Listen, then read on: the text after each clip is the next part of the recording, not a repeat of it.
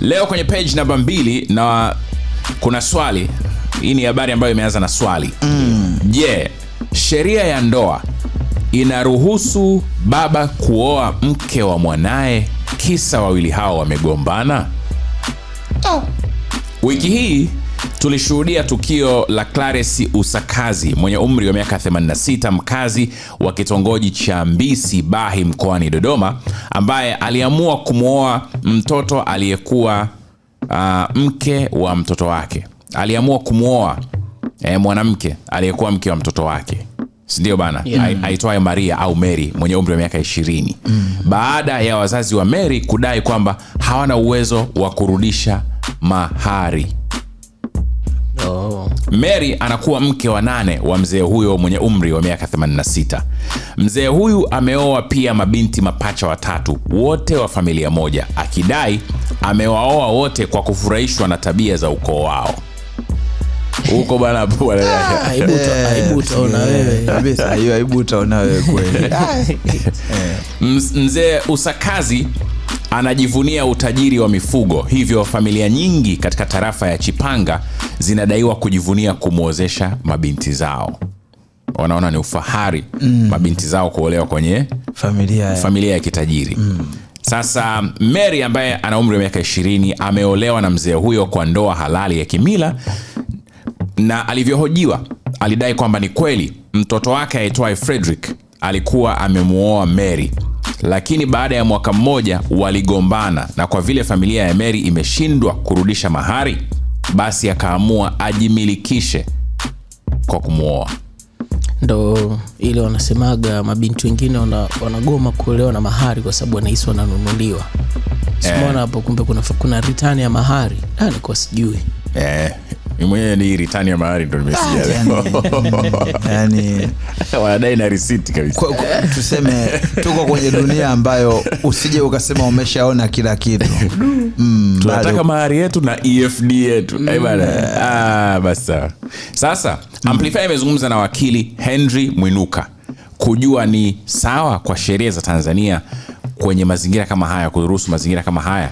Yani je, sheria za Tanzania au sheria ya ndoa inaruhusu baba kuoa mke wa mtoto wake kisa wawili hawa walishindwana? Mwanasheria tuambie. Mwanasheria tuambie. Akiwezekana tuambie na hiyo kurudisha mahari hiyo. Mbona inaruhusiwa tu tunadai. Lakini maana unajua hapo kipengele kinaanzia wapi? Kwenye kipengele kinaanzia kwanza, umetaja hapo mzee ana wake wangapi? Ana wake Mary anakuwa mke wa 8. Sasa swali la kujiuliza, yani kuna 3 wametoka familia ya kina Mary. Au 3 wengine familia moja, sio kina Mary, hiyo familia nyingine. Sasa alipendezwa na tabia ya ule ukoo. Hapo maswali yanayokuja ni kwamba ndoa ambazo huyu mzee anafunga ni za kimila, ni za dini, ni za kiserikali, ni ndoa za kitu gani? Kwa sababu kwa kawaida sidhani kama kwenye sheria ya ndoa ya serikali inaruhusu mtu mmoja kuwa na wake 8. Hiyo sidhani kama itakuwa ipo. Kwa hiyo kuna vitu vingi sana ambavyo vinatengeneza maswali kwenye namna ambavyo mzee amechagua kufanya hiyo lifestyle, na ana miaka 86. Anaongeza mke. Anajimudu. Imenikumbusha story ya imenikumbusha kisa cha story ambayo tulipewa na ule mzee ambaye tunaenda kumuona kwamba kuna mtu pia naye alikuwa anafanya biashara hiyo anaoa wanawake kwa bei nyepesi, ili tena anaoa huyu alikuwa anaoa wanawake ambao wana watoto anaoa kwa bei nyepesi.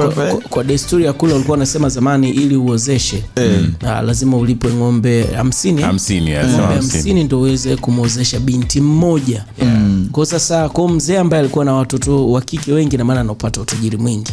Sasa huyu mzee alichokuwa nakifanya, yeye alikuwa anaenda kuoa wanawake kwa bei nafuu. Mfano, kwa sababu ya eneo ya lile uwezi kumuoa mwanamke pale mpaka utoe ng'ombe 50. Alikuwa anavuka anaenda sehemu jirani ambapo kule kuoa ilikuwa ni bei rahisi zaidi. Ilikuwa unaoa kwa ng'ombe 5 kama sikosei. Kwa kule anapeleka ng'ombe 5 akaoa mwanamke ambaye ana watoto tayari wa kike wakubwa. Afule wale watoto huku akija si anawauza. yani anawaozesha akiwaozesha anawaozesha kwa ng'ombe 50. Sasa piga hesabu, amepata watoto 4 ambao yule mama ndo anao, bado watoto wake aliozaa nao au tajiri, na mke kaomoa kwa ng'ombe 5, yeye kaja na watoto 3 ambao akiolewa yeye anapata ng'ombe 100. Kwa kifupi hapo kilichofanyika ni ulanguzi, biashara. Hiyo ni biashara dhidi ya binadamu ambayo haikubaliki kabisa.